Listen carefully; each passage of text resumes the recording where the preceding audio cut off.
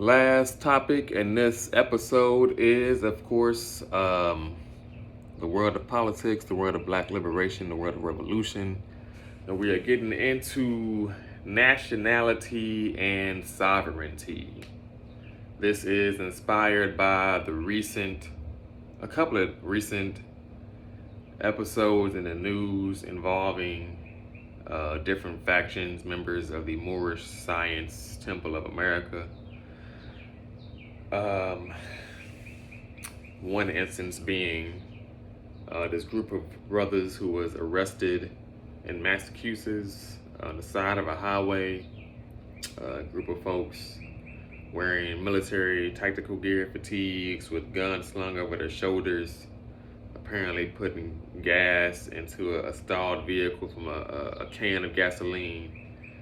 Massachusetts does not have very friendly gun laws, so cops drove by this group of brothers doing something that is clearly illegal according to the state of Massachusetts law, and it turned into a chase. I think a couple of people were apprehended on the spot. Most of them ran off into the woods somewhere.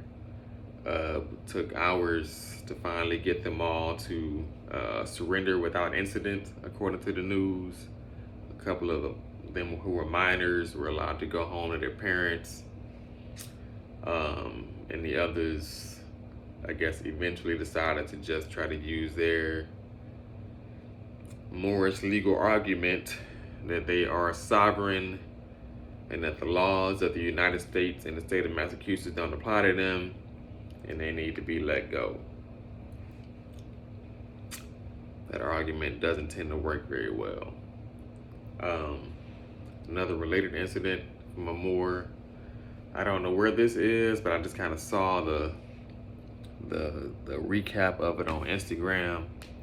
A brother squatting, I should say a sister who bought a house. And before she was able to move into her new house, she found that there was a brother who was squatting in it.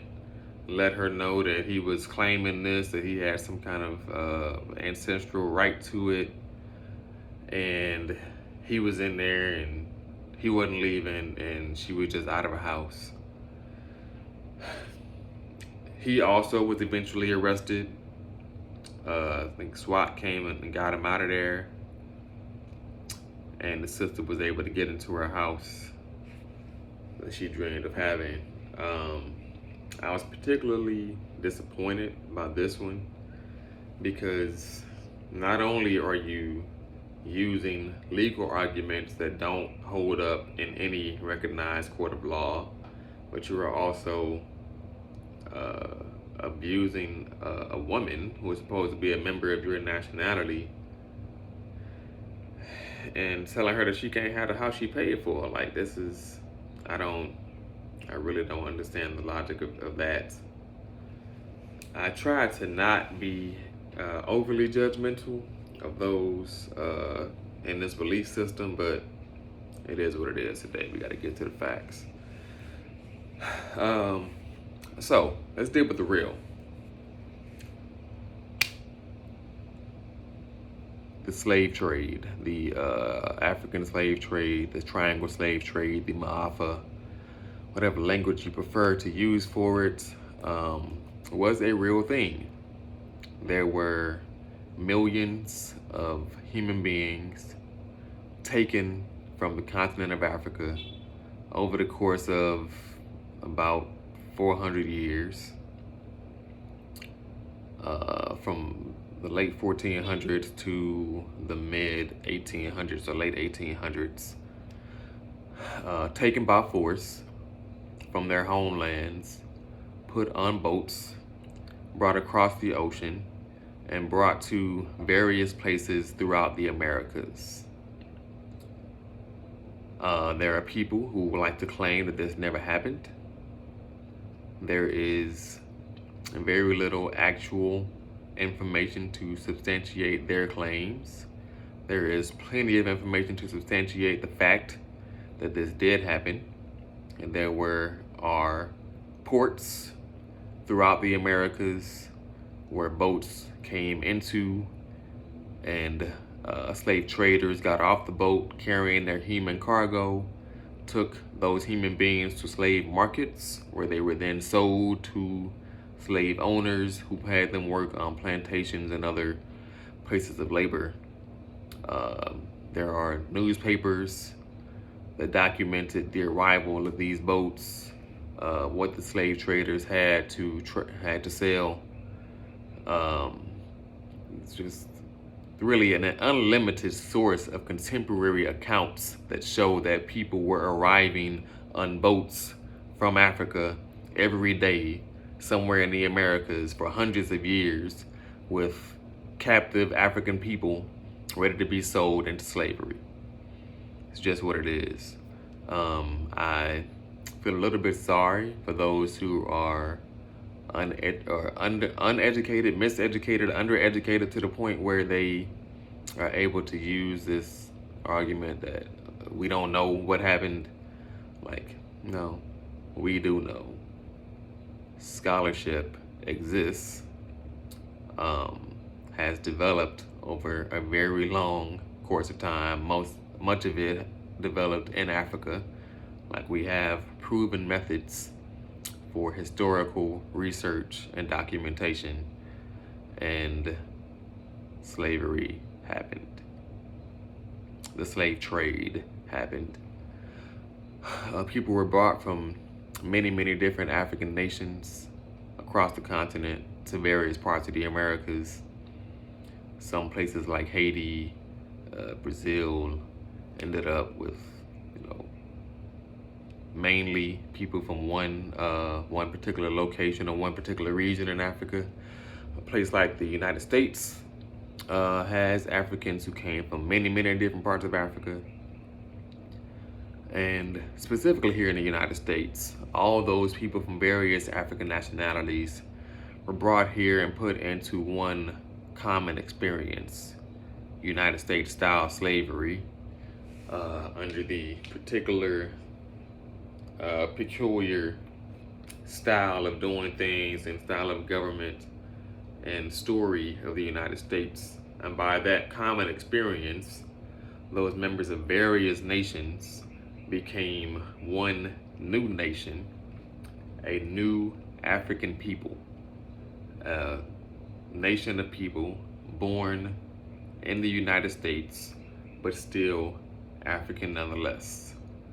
As Malcolm X taught us, really repeating the wisdom of Queen Mother Moore, if kittens are born in an oven, that don't make them biscuits. And when African people are born in the United States, that don't make us American, it makes us African still.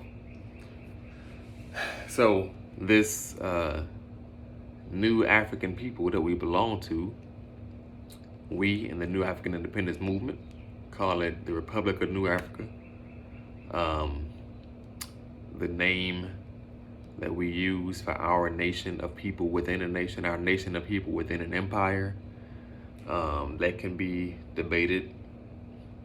But the real historical fact is that we are a nation of African people, kidnapped from our homeland, brought to a new homeland, and we've been here for hundreds of years, to the point where our sort of base on this landmass in the southeastern United States has become a new home for us. And we in the New African Independence Movement call it our national territory.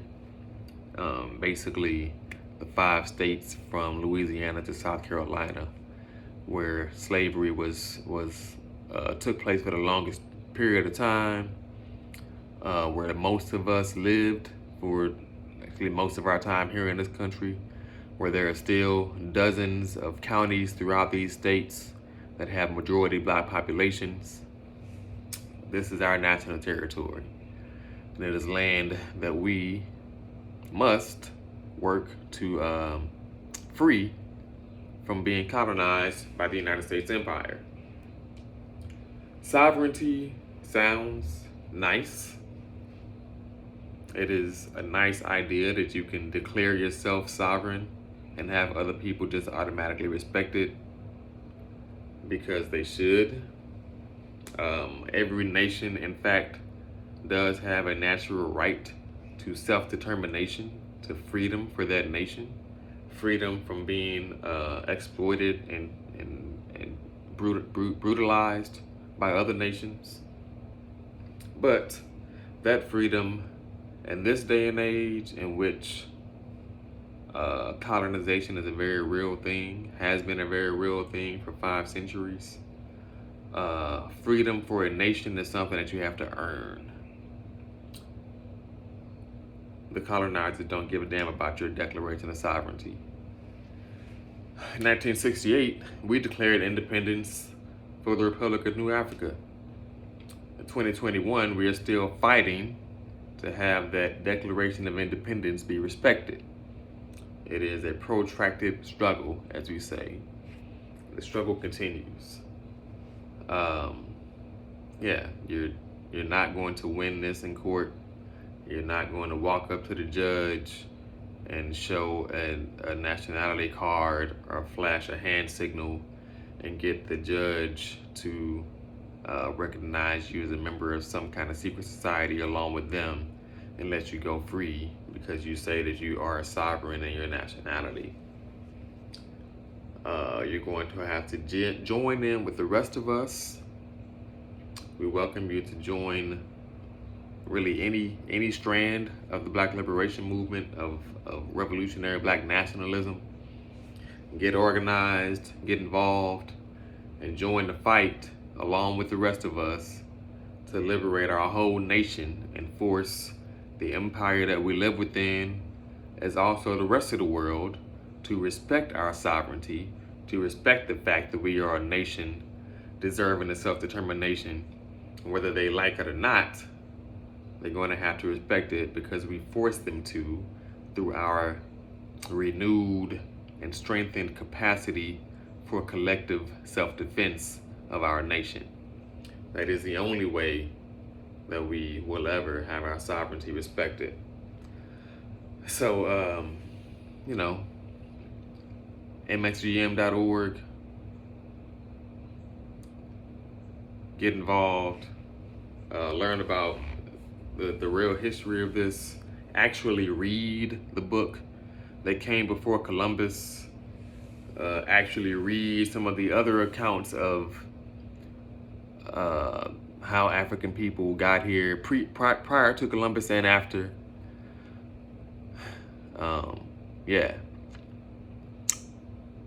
We can't just wish things into existence. We gotta make it happen. So, as we say, the struggle continues, but victory is certain. We will win because we have to. We will get free. We're not just gonna wish for it. We're gonna make it happen. All right. Free the land, free the land, free the land. That is our topic, our full range of topics for today. We'll be back soon with more episodes of Play with the Flame. Thank y'all for listening. Tell a friend, like, share, subscribe on YouTube, like it on Apple or Spotify, wherever you are. We in this thing, we're gonna keep growing. We got a whole lot more to talk about. I love y'all. Peace.